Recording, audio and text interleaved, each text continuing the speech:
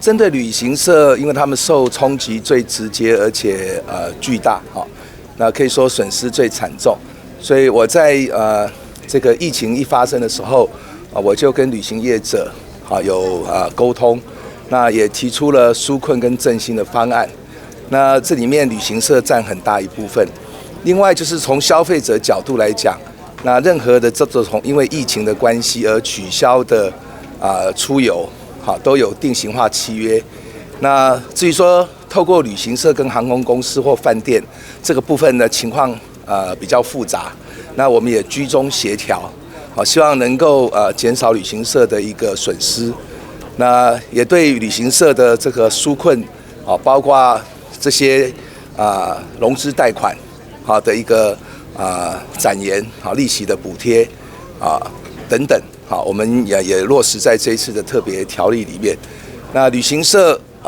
这个利用这个机会，我们也希望说他们能够提升对于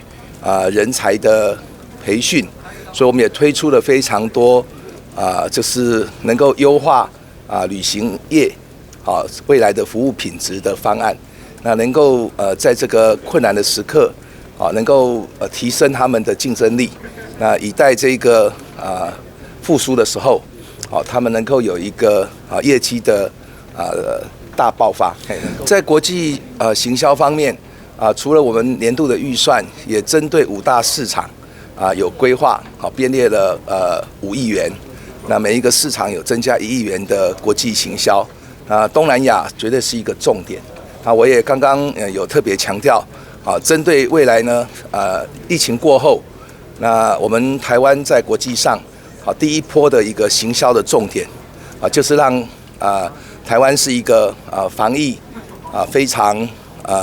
这个成功的一个国家，那来这边旅游是最安心的。那透过这样的一个品牌的一个定位，我们希望未来国际观光客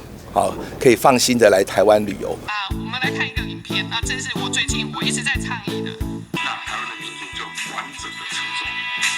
台湾的价更多了。其实这个委员是借机会做政党宣传的，但是呢，其实修宪的程序呢，我想院长比我清楚啦，非常的难，非常的难。那我也希望你，院长是位前辈能够去支持我们这个晚辈，能够在立法院看他能不能让他联署成功，至少要先去成立修宪委员会。其实这个委员是借机会做政党宣传的。刚才你那个影片，没有，这个还是要去倡议这个修宪这件事。不过